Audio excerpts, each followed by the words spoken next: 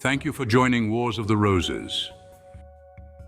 As we continue with Part 3, the Adept Hierarchy, from the Adepts in the Eastern Esoteric Tradition, by Manly Palmer Hall, Part 1, The Light of the Vedas, the Adept Hierarchy. There is much traditional support for the conviction that the Rig Veda is the oldest surviving religious book of the world. Although the text has passed through several recensions, the ancient doctrine which it unfolds reveals the fundamentals of the religio-philosophical system of the first Aryas. Around the central mass of the Rig Veda has accumulated numerous commentaries and glosses, which form together a wonderful heritage of wisdom.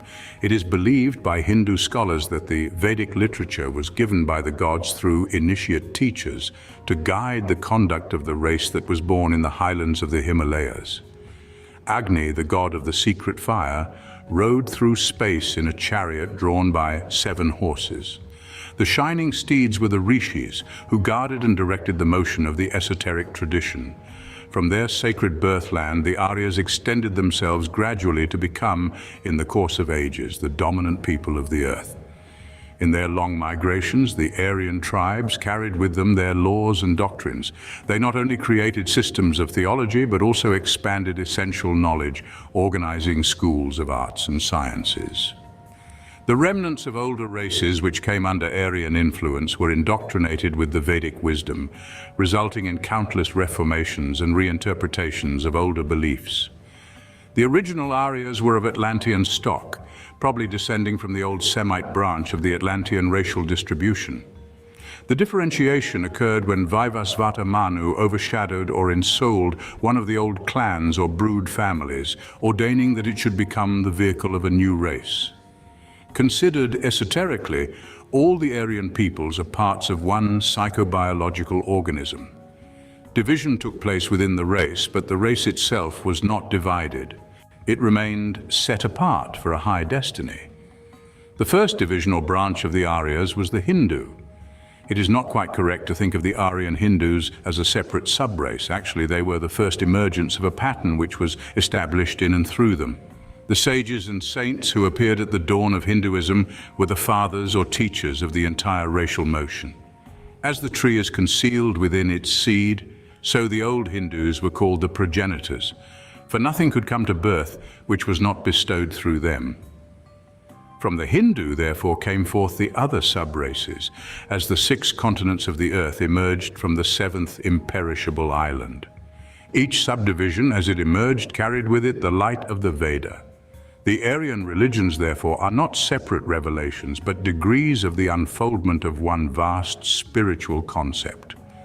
It is more or less unfortunate to apply limited terms and names to the branches of the Aryan race, but for convenience it is necessary to identify them in some way.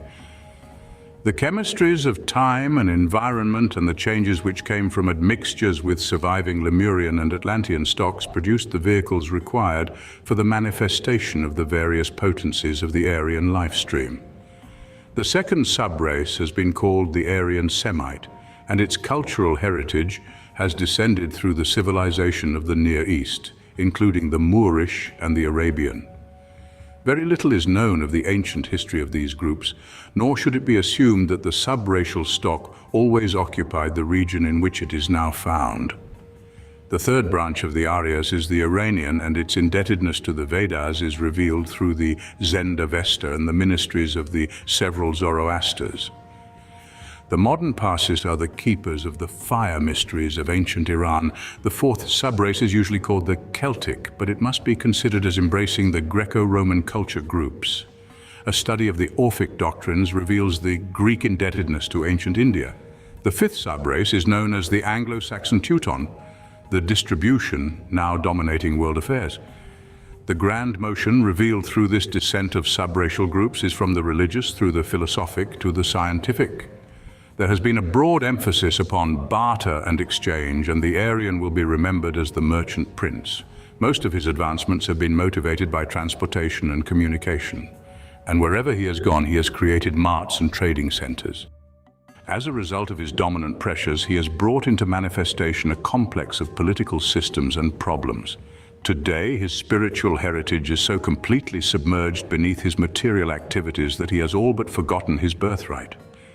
He is still bound, however, by an array of interlocking sacred books, and, although plagued by countless sectarian differences, he worships under a variety of names the gods of the first Aryas. In his long and involved racial migrations, the Aryan has carried within him the Adept tradition. Wherever the rays of the Vedic light have touched, secret schools have flourished. The philosophic empire was built around this spiritual heritage. One luminous doctrine has bestowed all the arts, sciences, crafts, and trades now practiced by the Aryans. The truths anciently guarded in shrines and sanctuaries are now locked in the racial subconscious. The Aryan, seeking within himself the keys to his own origin and destiny, contacts the stream of revelation which flows from Vivasvata Manu. As the visible government of the Aryans is verging toward the world commonwealth, which is no more than the reunion of scattered fragments, so the internal experience of the truth seeker discovers the one light locked in the bloodstream of the race. It was revealed to the Aryan ancestors that the administration of the racial unfoldment was in the keeping of certain custodians. These adept princes were once lords over the rulers ordained by divine right. Sometimes called the Trans-Himalayan Brotherhood, these adepts are required by the law of the Manu to guide the race without interfering with the right of the human being to learn through experience. Like the humblest creature within their spiritual domain, the adepts must keep the universal laws and are servants rather than masters of the great plan. As the wise parent protects his child but does not overshadow his individuality, so the hierarchy can only operate in accordance with the conscious will of the governed. When man seeks light, the hierarchy reveals itself, but until such time it cannot force growth. The Manu gave the laws for the regulation of public conduct, and the hierarchy reveals the divine plan for personal unfoldment.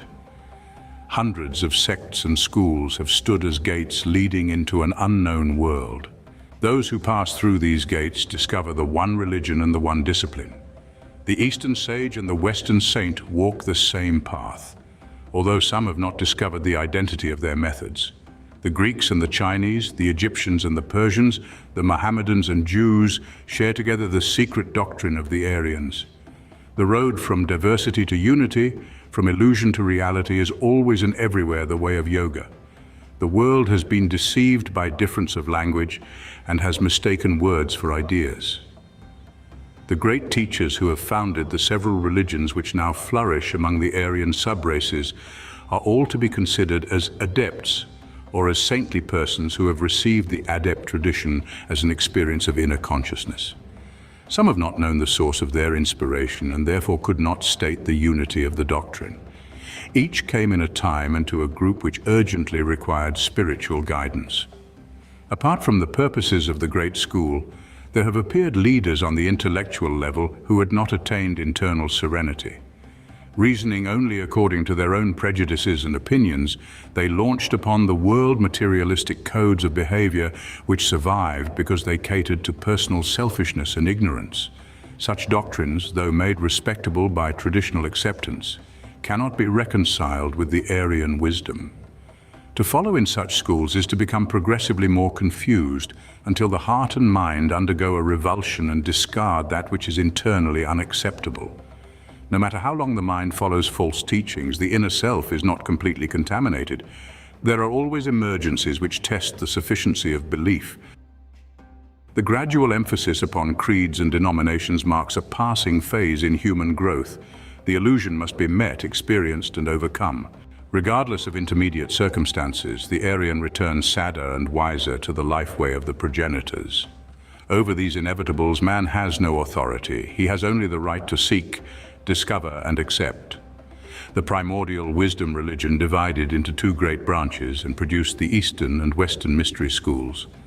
For a long time, these sacred institutions initiated qualified disciples and taught the sacred sciences. The eastern branch of the mysteries was like the fabled banyan tree, the branches of which took root in the earth and became new trees. It was thus that Buddhism accomplished needed reforms in India, and the teachings of Lao Tse and Confucius advanced the spiritual culture of China. The Western mysteries flourished in Chaldea and had a splendid revival in Egypt. The Egyptians combined qualities of the first Aryan subrace and the advanced Atlantean stock. After the failure of the reforms of Akhenaten, Egyptian religion fell into evil times. The esoteric tradition was re-established in Greece and carried to the Near East by Moses, who was a priest of the Egyptians. The Greek mysteries are the most celebrated in history, but when they were transplanted in Rome, they languished and finally ceased. In the meantime, both the Eastern and Western schools produced initiated philosophers whose systems gradually took over the burden of mental leadership.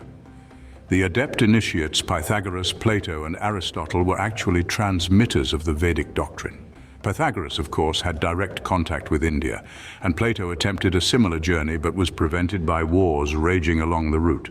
The place of idealistic philosophy in the pattern was highly significant. It formed a middle ground between the profane world and the initiate system. It drew those who were dimly conscious of a better destiny and invited them to prepare their hearts and minds for internal illumination. In this way, the inner life of each truth seeker became a sanctuary in which he could attain initiation, even though the physical institutions had decayed. It was in the Near East, where Asia and Europe met, that the alchemy of the mysteries produced such groups as the Kabbalists, the Neoplatonists, and the Gnostics. These were early attempts to bridge the religious hemispheres and re-establish the unity of the esoteric tradition. Much was accomplished, but the world was not ready to perpetuate the institutions which then came into existence. They have survived, however, through the names and teachings of their illustrious leaders. Fragments of many systems, including the Egyptians, the Greek, and the Chaldean, are evident in the early structure of Christianity. This heritage has never been publicly acknowledged, a grievous error which may yet bring tragic consequences. The opportunity for the proclamation of the universal doctrine was lost, and the keepers of the flame were forced to retire and take refuge in secret assemblies. From these hidden but powerful groups, a constant outpouring of mysticism continued to embarrass the orthodox. The term yoga seems to strike the keynote of the Aryan wisdom. All true unfoldment is toward unity. The journey is accomplished by a sequence of revelations. The inclusiveness of the divine plan refutes the exclusiveness of benighted purpose. Today there is talk of one world, one religion, one humanity, one universal need, and one divine power. The increasing realization of this pressing requirement for the acceptance of oneness is the path of yoga. The constant restatement of both the need and the means for meeting the requirement is not the result of formal teaching, but of something which has been called intuition or instinct. It is the inward apperception of the divine purpose.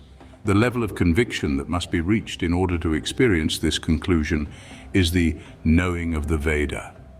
Behind the books and scriptures of the Aryas is the unwritten law. This is the divine plan existing in the divine mind. If the books were all lost or destroyed, the Veda could not perish. It is the legal soul of the Aryans, the laws to be known through the oracle of the heart and to be revealed through the priesthood of the mental faculties. The concept of the Veda thus receives a newer and larger interpretation. The modern scientist depends upon immutable laws in the development of his formulas. He accepts these with the same unquestioning, even unthinking faith as that demonstrated by the layman when he arranges his activities to meet the phenomena of day and night. On the level of the divine plan, the Veda stands for immutable principles forever restating themselves. The first scriptures testified to these immutables and were not the substance of things hoped for by visionaries and mystics. As scientists accomplish their ends by using the laws of the universe, so the adepts achieve their purposes by understanding and directing the energy of the Veda. To depart is to fail. On both planes, the spiritual and the scientific, the rule is know and use.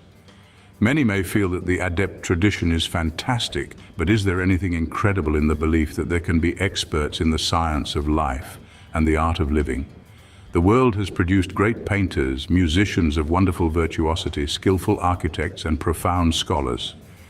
These geniuses are regarded as exceptional, but are accepted because their works bear witness to their abilities. Men have always accepted the possibility of excellence, and from the earliest times have taught that a few dedicated and disciplined mortals have become masters of the secret sciences of the soul. Because the soul is invisible and the sciences of the soul are not obvious in their workings, those untrained in such matters are not likely to recognize the adepts and initiates. Yet there are numerous accounts in both Christian and non-Christian sacred books of saints and sages who have walked with God, have performed miracles, and have led their peoples out of darkness and into the light of better ways. Shall all these accounts be rejected together as hallucinations or infirmities of the mind? What is gained by denying that which has inspired and guided the destiny of nations? Nor is the record of the adept teachers so difficult to find. It is impossible to study any religion without contacting historical accounts of the appearances and activities of these teachers. They have appeared in all nations, and at critical moments have emerged as sages, reformers, and instructors. Equally significant is the message which they brought. It is always the same, for after all there is only one adversary, spiritual ignorance. China records the wonderful sages who dwell far apart from men in the jade mountains that touch the sky. India tells of the great yogins whose ashrams and hermitages are above the headwaters of the Ganges. The dervishes and the Sufis have their secret masters who wander about seeking those worthy to receive the mysteries. Is it not wiser to ponder and consider? These accounts should not be read to be criticized, ridiculed, or dismissed because they conflict with prevailing prejudices. If the universe has reason and purpose, how are these reasons and purposes served and fulfilled? The Adept hierarchy is the only possible explanation for the wonderful and exact control by which the future of humanity is assured. In a strange way, the hierarchy itself is an integral part of the Veda. The law produces the lawgiver and engenders from itself its own servants. Contrary to general belief, it is not the lawgiver but the law itself which comes first. The Orientalists, writes H.P. Blavatsky, know well that they cannot make away with the landmarks, followed by all subsequent religions, set up in that Bible of humanity called the Rig Veda. It is there that at the very dawn of intellectual humanity were laid the foundation stones of all the faiths and creeds of every fane and church built from first to last, and they are still there. Ultimately, humanity will have direct contact with the substance of the Veda, but this maturity has not yet been attained. The eye of the Dhamma, organ of internal vision, is not yet opened. Until such time, the adepts serve as intermediaries between the law and the people. It is their duty to clothe the eternal truth in parables and fables, or to restate the doctrine on the levels of available understanding. The first codes were simple, but were all that could be accepted and understood. As minds and hearts unfolded, larger revelations were given. Men had to be approached through their external faculties, so the Veda was collected into scriptures and glosses. It was taught to the outer mind by rishis and gurus. It was incorporated into history, and its laws and rules were embodied in the textbooks of arts and sciences. Until he was conscious of the laws around him, man had not the strength to know the laws within him. Thus, the adepts were the shepherds of the flocks and the keepers of the sheepfolds. Their stories are to be found in the traditions of the shepherd kings who ruled in the long ago. All that could be thus transmitted was but the outer part of the teaching. A Hindu guru once asked a disciple to open a seed pod and describe what he found inside. The chela did as directed and said, "First there is the rind or shell, and within this a softer substance which is the meat. In the midst of this is a tiny sprout-like structure which is like the germ." The master was well satisfied and said, "And what is inside of that?" The disciple was perplexed. "Nothing, master," he replied. "Ah," said the guru, "and it is that nothing which is all, and without it that which is apparent, is lifeless and meaningless." To those who seek with their objective perceptions the mysteries of the causal universe, there is nothing at the root of existence. Only those who have the inward power can experience the silence at the source of life. The adepts point the way and reveal intellectually or rationally the facts involved. In the search for truth, the Veda is the nothing and the all. Its manifestations are infinite, but its substance can be discovered only by the secret disciplines of the soul. The adepts themselves are equally inscrutable. These servants of the Veda are the hands and feet of the great Lord. When the Lord is known, they too are knowable. The experience of the Veda reveals the hierarchy. Until that time, neither can be appreciated. Thank you for watching, and please don't forget to share, like, subscribe, and comment. And if you can, please consider donating to Wars of the Roses. Links to PayPal and Patreon are in the description. Thank you so very much.